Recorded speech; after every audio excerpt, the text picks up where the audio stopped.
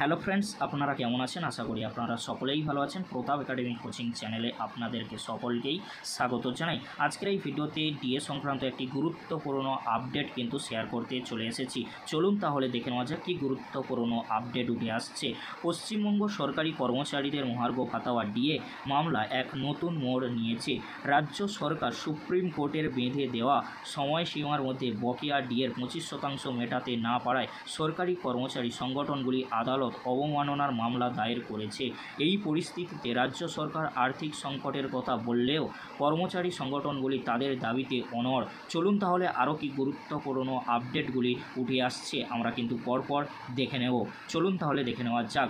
গত 16ই মে supreme court এক অন্তর্বর্তী নির্দেশে পশ্চিমবঙ্গ সরকারকে নির্দেশ দেয় যেন তারা 6 সপ্তাহের মধ্যে অর্থাৎ 27শে জুনের মধ্যে সরকারি কর্মচারীদের বকেয়া ডিএর 25% মিটিয়ে দেয়। কিন্তু রাজ্য সরকার এই নির্দেশ পালন করতে পারেনি। এরপরেই রাজ্যের বিরুদ্ধে আদালত অবমাননার অভিযোগ এনে শীর্ষ আদালতের দ্বারস্থ হয় কর্মচারী সংগঠন confederation of state government employees West Bengal.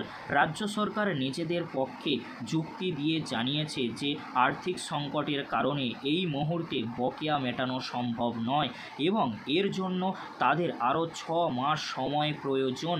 তারা আদালতের নির্দেশ পুনর্বিবেচনার জন্য আবেদন কিন্তু করেছে। বকেয়ার পরিমাণ এবং রাজ্যের কি বক্তব্য উঠে আসছে। বর্তমানে পশ্চিমবঙ্গের সরকারি কর্মচারীরা 18% হারে ডিএ পান, যেখানে কেন্দ্রীয় সরকারি কর্মচারীদের ডিএর পরিমাণ 55%। এই বিশাল ফারাক নিয়েই দীর্ঘদিনের অসন্তোষ। সুপ্রিম কোর্টের নির্দেশ অনুযায়ী 2009 থেকে 2019 সাল পর্যন্ত বকেয়া ডিএর 25%, যা প্রায় 10,425 কোটি টাকা, তা 27শে জুনের মধ্যে মেটানোর কথা ছিল। রাজ্য সরকার জানিয়েছে যে তারা এই বিপুল পরিমাণ অর্থ সরাসরি আদালতে তহবিলে জমা দিতে প্রস্তুত, কিন্তু এর জন্য বাজেটে কোনো নির্দিষ্ট বরাদ্দ নেই। এই টাকা দেওয়ার জন্য বাজার থেকে ঋণ নিতে হবে এবং তার জন্য কেন্দ্রের অনুমতির প্রয়োজন, যা একটি সময় সাপেক্ষ প্রক্রিয়া। কর্মচারী সংগঠনগুলি প্রশ্ন তুলেছে যে একদিকে যখন রাজ্য সরকার আর্থিক সংকটের কথা বলছে, তখন অন্যদিকে 26,000 চাকরি বাতিল মামলায় অযোগ্য প্রার্থীদের থেকে বেতন ফেরত নেওয়ার নির্দেশও কেন পালন করা হচ্ছে না। পরবর্তী পদক্ষেপ কী হতে চলেছে? এই মামলার পরবর্তী শুনানি আগস্ট মাসে ধার্য করা হয়েছে।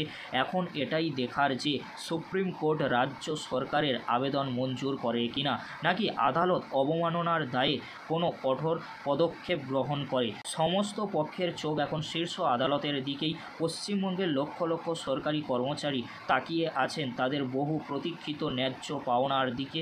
এই মামলার রায় রাজ্যের অর্থনীতি এবং কর্মচারী মহলে বড় ধরনের প্রভাব কিন্তু ফেলবে, তা বলাই বাহুল্য। এই ছিল গুরুত্বপূর্ণ আপডেট ডিএ বা মহার্ঘ ভাতা নিয়ে। আজকের এতটুকু। পরবর্তীতে দেখা হচ্ছে নেক্সট ভিডিওতে। ভিডিওটি দেখার জন্য আপনাদেরকে অসংখ্য ধন্যবাদ।